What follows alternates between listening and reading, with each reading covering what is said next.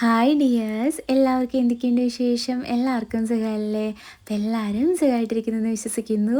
അപ്പോൾ ഇന്നൊരു വ്ളോഗാണ് കേട്ടോ. അപ്പോൾ കുറേ നാളുകൾക്ക് ശേഷം വരുന്നൊരു വ്ളോഗാണ്. അപ്പോൾ ക്ലാസ്സൊക്കെ ആയിട്ട് ഞാൻ നല്ല തിരക്കായിരുന്നു. അത് കഴിഞ്ഞപ്പോഴത്തേക്കും നമ്മുടെ അരങ്ങേറ്റം എത്തി. അപ്പോൾ പിന്നെ കുറേയും കൂടി തിരക്കായി പോയി. അപ്പോൾ എല്ലാ വ്ളോഗും പുറകെ തന്നെ വരുന്നുണ്ട് കേട്ടോ. അങ്ങനെ ഒരു മാസത്തെ ക്ലാസ്സിന് ശേഷം ഇന്ന് ഞങ്ങളുടെ അക്കാഡമിയിലെ ലാസ്റ്റ് ഡേ ആണ് കേട്ടോ. അതുകൊണ്ട് തന്നെ രാവിലെ കുറേ നേരം കണ്ണാടി നോക്കി നിന്നു, പിന്നെ കുറേ നേരം ക്യാമറ നോക്കി നിന്നു. അതൊക്കെ കഴിഞ്ഞിട്ട് ക്ലാസ്സിലേക്ക് പോയത്. അപ്പോൾ ഇന്ന് ഫെയർവെൽ മാത്രമല്ല, തിയറിയുടെ എക്സാമും കൂടിയാണ് കേട്ടോ. അവിടെ രാവിലെ ഫുഡൊന്നും കുക്ക് ചെയ്യാൻ സമയം കിട്ടിയില്ല. ഫുഡ് ഓർഡർ ചെയ്തു. അപ്പോൾ നെയ് റോസ്റ്റ് ഓർഡർ ചെയ്ത് കഴിച്ചു കേട്ടോ. അപ്പോൾ രാവിലെ വെളുപ്പിനൊരു 4 മണി എങ്ങാണ്ടായി ഞാൻ ഉറങ്ങിയപ്പം. അത്രയും നേരം ഇരുന്ന് പഠിക്കുകയായിരുന്നു. പിന്നെ രാവിലെ ഒരു 6:30 കഴിഞ്ഞപ്പം വീണ്ടും എഴുന്നേറ്റു. രാത്രി പിന്നെ ഉറക്കം വന്നപ്പോഴത്തേനും ഞാൻ കാപ്പി ഇട്ട് കുടിച്ചു. അപ്പോൾ എനിക്ക് കുറച്ച് ഉറക്കമൊക്കെ പോയി. പിന്നെ രാവിലത്തെ പരീക്ഷയുടെ ആ ഒരു കാര്യം ഇങ്ങനെ ആലോചിച്ചപ്പോഴത്തേനും ഉറക്കമൊക്കെ അങ്ങ് പോയിട്ട് ഫുള്ള് പഠിത്തമായിരുന്നു. ഇവിടെ വന്നപ്പോഴത്തേക്കും ബാക്കിയുള്ള എല്ലാവരും എഴുതി പഠിക്കുന്നു. അപ്പോൾ എല്ലാവർക്കും നല്ല ടെൻഷൻ ഉണ്ടായിരുന്നു കേട്ടോ. എനിക്ക് നല്ല ടെൻഷൻ ഉണ്ടായിരുന്നു. ഞാനിടയ്ക്ക് കുറച്ച് വീഡിയോസൊക്കെ എടുത്തിട്ട് പിന്നെ ഞാൻ ഫോൺ ഓഫ് ചെയ്ത് വെച്ചു. പിന്നെ എക്സാം കഴിഞ്ഞപ്പോഴാണ് ഫോൺ എടുത്തത്. അപ്പോൾ അതാ ഞങ്ങൾക്ക് ഉച്ചയ്ക്ക് ഇന്ന് അക്കാഡമിയിൽ നിന്നായിരുന്നു കേട്ടോ ഫുഡ്. എല്ലാവർക്കും ബിരിയാണി വാങ്ങി തന്നു. അപ്പോൾ ഇത് ഞങ്ങളുടെ മേളിൽ ഫുഡ് കഴിക്കുന്ന സ്ഥലമാണ് കേട്ടോ. ഞാൻ ഇവിടെ അങ്ങനെ അധികം വന്നിട്ടില്ല, കാരണം ഫ്ലാറ്റ് തൊട്ടടുത്തായതുകൊണ്ട് ഞങ്ങൾ ഫ്ലാറ്റിൽ പോയിരുന്നു കഴിച്ചു വിടുന്നത്. ചുമന്നുകൊണ്ട് വരണ്ടല്ലോ. അങ്ങനെ ഫുഡൊക്കെ കഴിച്ചിട്ട് ഞങ്ങൾ ക്ലാസ്സിലെത്തി. അപ്പോഴത്തേക്കും ഞങ്ങളുടെ താഴത്തെ ക്ലാസ്സിലേക്ക് ചെല്ലാൻ പറഞ്ഞു. അന്നേരമാണ് കളഞ്ഞു പോയൊരു സാധനത്തിന് എനിക്ക് തിരിച്ചു കിട്ടിയത്. ഈ കാന്താരിനെ ഒരാഴ്ചയായിട്ട് കണ്ടിട്ടേ ഇല്ല കേട്ടോ. ബ്രൈഡൽ റുട്ടീനായതുകൊണ്ട് നമുക്ക് വേറെ ഓരോരുത്തരൊക്കെ ആയിരിക്കില്ല ചെയ്യാൻ കിട്ടുന്നത്. അപ്പോൾ രാവിലെ വരും, ബ്രൈഡൽ റുട്ടീൻ കഴിയും, അപ്പോഴത്തേക്കും രാത്രിയാവും, പിന്നെ വീട്ടിൽ പോകും. അങ്ങനെയായിരുന്നു കുറച്ച് ദിവസമായിട്ടുള്ള കാര്യങ്ങൾ. അതുകൊണ്ട് ഇതിനെ കാണാനേ കിട്ടാറില്ലായിരുന്നു. കുറേ ദിവസമായി ഞങ്ങൾ വഴക്കും ഉണ്ടാക്കിയിട്ട് അതുകൊണ്ട് കുറച്ച് നേരത്തേക്ക് സ്നേഹം ഉണ്ടായിരുന്നു. പിന്നെ ഞങ്ങളിത് വീണ്ടും വഴക്ക് തുടങ്ങി. അവരങ്ങ് ലാസ്റ്റ് സീറ്റിലായിരുന്നു കേട്ടോ. അവിടെ കിടന്ന് എന്തൊക്കെയോ പറഞ്ഞ് ചിരിക്കുന്നുണ്ട്. പിന്നെ ഞങ്ങളെല്ലാവരും കൂടിയിട്ട് ഇതേപോലെ വീഡിയോസൊക്കെ എടുത്തു, കുറച്ച് ഫോട്ടോസൊക്കെ എടുത്തു. അപ്പം ഡിപ്ലോമക്കാർ പിന്നെ ഇവിടെ കണ്ടിന്യൂ ചെയ്യും കേട്ടോ. ഞങ്ങൾ ബ്രൈഡൽ സ്റ്റുഡൻസ് മാത്രമേ പിരിഞ്ഞു പോകുന്നുള്ളൂ. പിന്നെ മാം ഞങ്ങൾക്ക് കുറേ കാര്യങ്ങളൊക്കെ ഇങ്ങനെ പറഞ്ഞു തന്നു. കുറേ നേരം ഞങ്ങളുടെ അടുത്ത് സംസാരിച്ചു. പിന്നെ അപ്പോഴത്തേക്കും ലക്ഷ്മി മാം വന്നു. അപ്പം മാമിന് കാലിന് ചെറിയ വയ്യായിക ഉണ്ട് കേട്ടോ. അതുകൊണ്ടാണ് സ്റ്റിക്കൊക്കെ കുത്തി അവിടെ ഇരിക്കുന്നത്. മാം അത്രയും വയ്യായികയിലും ഞങ്ങളുടെ അടുത്തേക്ക് ഓടി വന്നു. പിന്നെ ഞങ്ങൾക്ക് ഒരുപാട് കാര്യങ്ങൾ പറഞ്ഞു തന്നു കേട്ടോ. ക്ലാസ് എന്ന് പറയാൻ പറ്റില്ല, മാം ഞങ്ങളുടെ അടുത്ത് പേഴ്സണലി സംസാരിക്കുന്നത് പോലെയാണ്. അത്രയും ഭയങ്കര കണക്ഷനാണ് മാമുമായിട്ട്.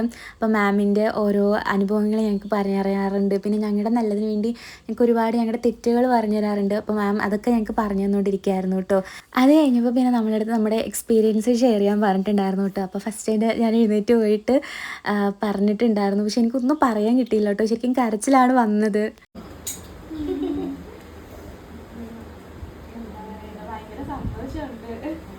പ്രതീക്ഷയില്ലാതെ ഇങ്ങോട്ട് കയറി വന്നാണ് ഞാൻ.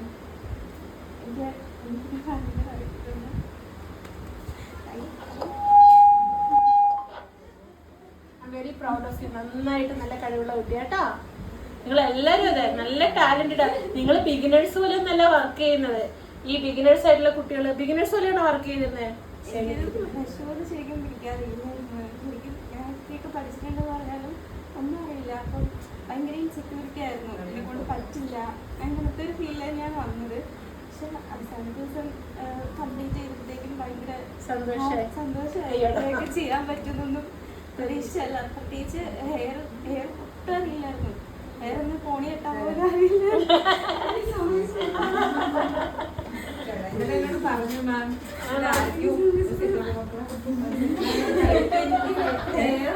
അല്ല ശരിക്കും ഒരു സെക്കൻഡ്. ഇന്നലെ ആരോ സിതാര, ഞാൻ ജസ്റ്റ് സിതാര അങ്ങനെ അധികം സംസാരിക്കാറില്ല, പക്ഷെ എന്നാലും ഞാൻ ഇന്നലെ ജസ്റ്റ് പാസ് ചെയ്ത് പോയപ്പോൾ സിതാര ഇങ്ങനെ പിടിച്ചിട്ട് ഭയങ്കര സോഫ്റ്റ് ആയിട്ടാണ് മാം. എനിക്ക് ഹെയർ ഒന്നും എനിക്ക് ചെയ്യാൻ ഒരു കോൺഫിഡൻസ് ഇല്ലായിരുന്നു. എനിക്കൊന്നും അറിയത്തില്ലായിരുന്നു. പക്ഷെ ഇപ്പൊ എനിക്ക് ചെയ്യാനായിട്ട് ഭയങ്കര കോൺഫിഡൻസ് ഉണ്ടെന്ന് കേൾക്കുമ്പോൾ ഇങ്ങനെ എന്താ പറയണെന്ന് അറിയാമോ, മനസ്സിങ്ങനെ നിറഞ്ഞു വരും. കാരണം ചെയ്യുന്നവർക്ക് അറിയാം, ഓൾറെഡി ഇപ്പൊ ചെയ്തുകൊണ്ടിരിക്കുന്നവർക്ക് അറിയാം എത്ര ബുദ്ധിമുട്ടാണ് നമുക്ക് ചെയ്യാനെന്നുള്ളത്.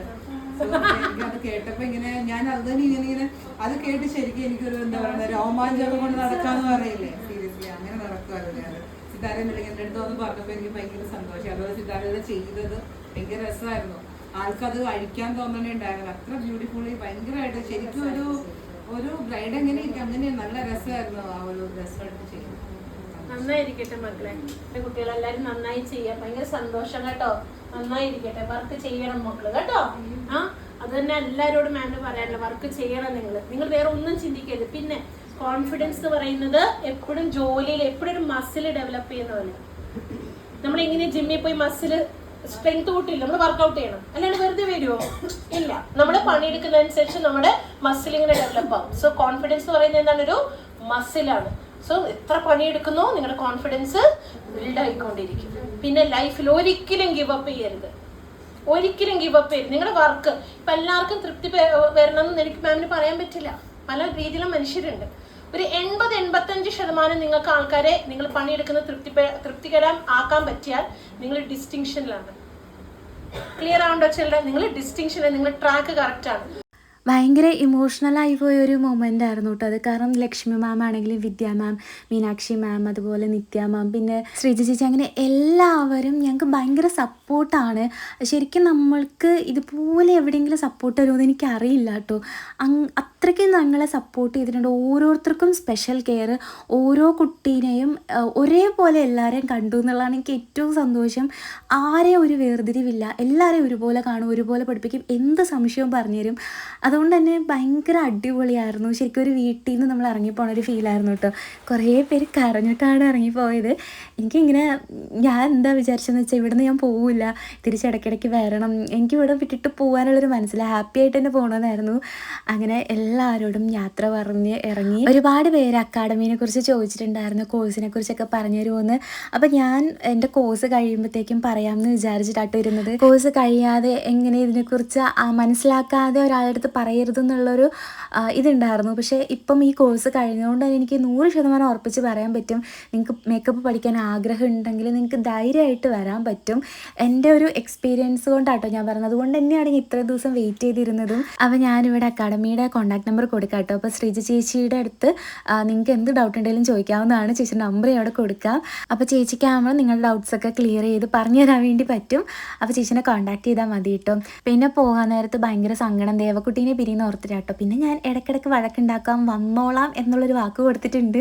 ഞങ്ങൾ പിന്നെ മറ്റേ ഈ ടോം ആൻഡ് ജെറി റിലേഷൻഷിപ്പ് ആയതുകൊണ്ട് ഞങ്ങൾക്ക് ഇങ്ങനെ പിരിഞ്ഞിരിക്കാൻ പറ്റുമെന്ന് തോന്നുന്നില്ല. അതുകൊണ്ട് ഇടയ്ക്കിടയ്ക്ക് ശല്യം ചെയ്യാൻ വേണ്ടി ഞാൻ വരും. അവൾ ഡിപ്ലോമ ആട്ടോ, അതുകൊണ്ട് ഡിപ്ലോമക്കാർക്ക് 3 മാസത്തെ ക്ലാസ് ഉണ്ട്. ഞാൻ 1 മന്ത് ബ്രൈഡലായിരുന്നു, അതുകൊണ്ട് ഞാൻ മാത്രമേ പോകുന്നുള്ളൂ, അവൾ ഇവിടെ തന്നെ ഉണ്ടാവും. ഞങ്ങളുടെ പ്രാക്ടിക്കൽ എക്സാം 1 മന്ത് ടൈം ഉണ്ട് കേട്ടോ. അപ്പോൾ അത് കഴിയുമ്പോഴാണ് നമുക്ക് പ്രാക്ടിക്കൽ വരുന്നത്.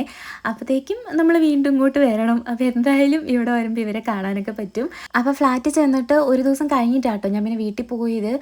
കാരണം എനിക്ക് ചെറിയ പ്രോഗ്രാമും കാര്യങ്ങളൊക്കെ ഉണ്ടായിരുന്നു, അരങ്ങേറ്റം റിലേറ്റഡ് ആയിട്ട് പ്രാക്ടീസിനൊക്കെ ഞാൻ പോയേക്കായിരുന്നു. അപ്പോൾ ഒരു ദിവസം കഴിഞ്ഞ് എല്ലാവരും പോയിട്ട് ലാസ്റ്റാണ് ഞാൻ പോയത് കേട്ടോ. അപ്പോഴത്തേക്കും ചേട്ടായി പിന്നെ വന്നു. അപ്പോൾ ഞങ്ങൾ 2 പേരും ഉണ്ടായിരുന്നുള്ളൂ. പിന്നെ ഫുള്ള് ക്ലീനിങ് പരിപാടിയായിരുന്നു. അപ്പോൾ നമ്മുടെ അടുത്ത് ക്ലീൻ ചെയ്യേണ്ടെന്ന് പറഞ്ഞിട്ടുണ്ടായിരുന്നു കേട്ടോ. അവിടെ സ്റ്റാഫ് വരും, ഫുൾ ക്ലീൻ ചെയ്യുന്നു. പക്ഷേ എനിക്കെന്തോ അങ്ങനെ ഇട്ടിട്ട് പോകാൻ അങ്ങ് തോന്നിയില്ല.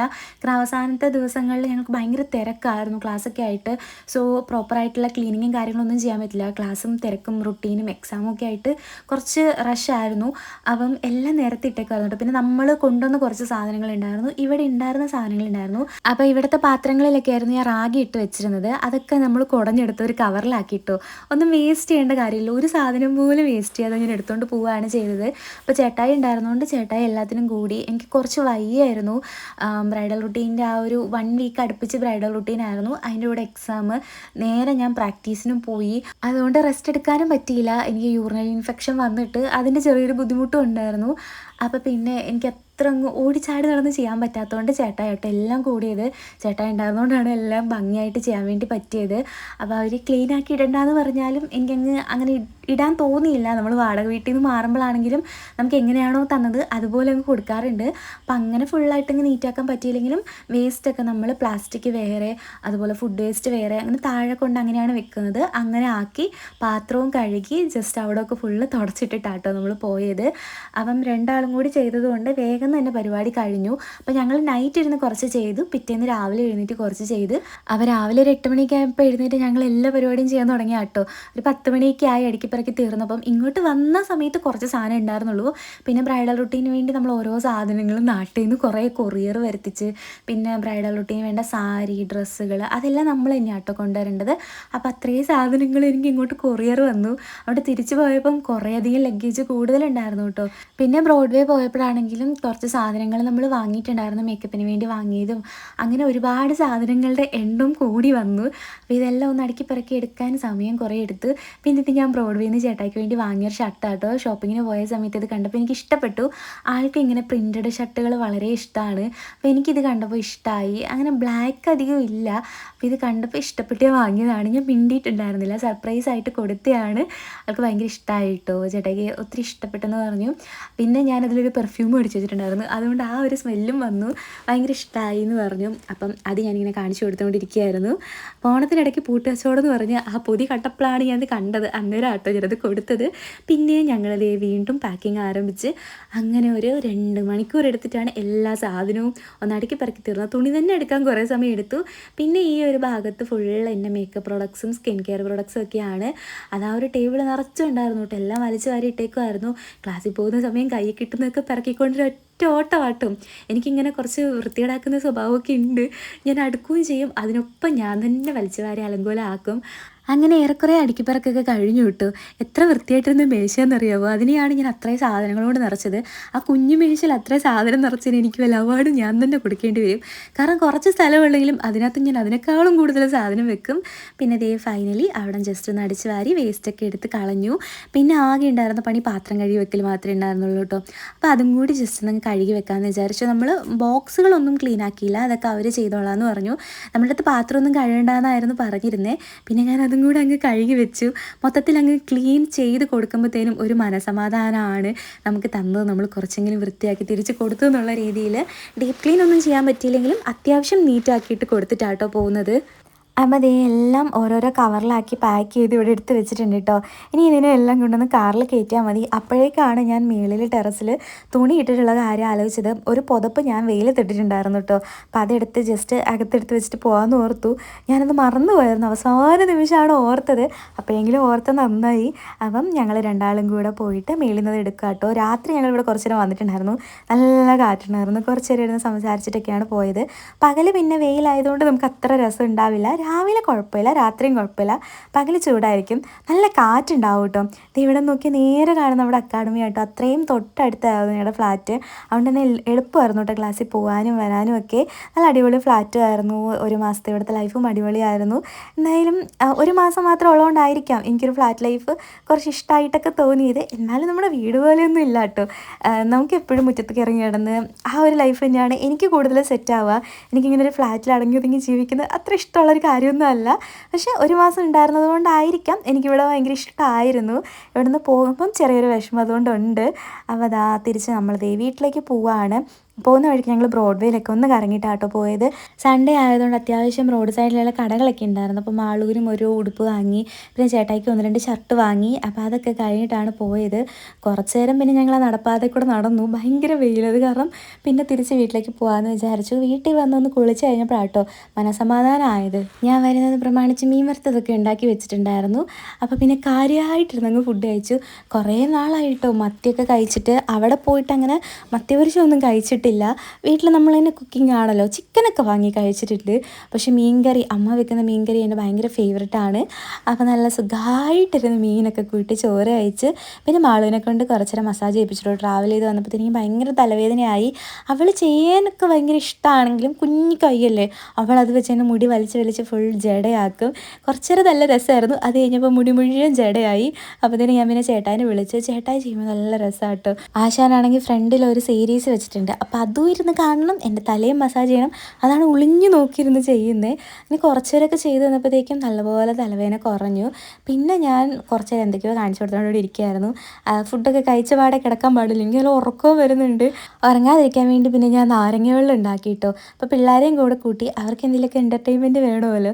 അപ്പോൾ 2 ആളെ അടുത്തിരുത്തി അവരെ കൊണ്ട് ഓരോന്നൊക്കെ ചെയ്യിപ്പിക്കുകയായിരുന്നു.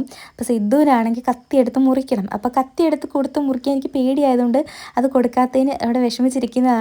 പിന്നെ അതേ എല്ലാവർക്കും കുറച്ച് എടുക്കുന്നുണ്ട്. കുറച്ചേ ഉണ്ടാക്കിയുള്ളൂ, ആകെ 3 നാരങ്ങ എങ്ങാണ്ട് ഉണ്ടായിരുന്നുള്ളൂ.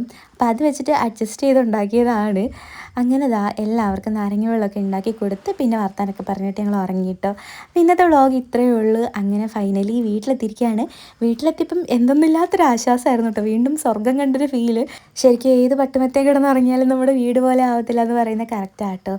അപ്പം ഇന്നത്തെ വ്ളോഗ് ഇത്രയേ ഉള്ളൂ. ഈ ഒരു വ്ളോഗ് നിങ്ങൾക്കൊക്കെ ഇഷ്ടമായി കാണുമെന്ന് വിചാരിക്കുന്നു. നമുക്ക് മറ്റു അടിപൊളി വീഡിയോയുമായി വീണ്ടും കാണാം. Bye dears.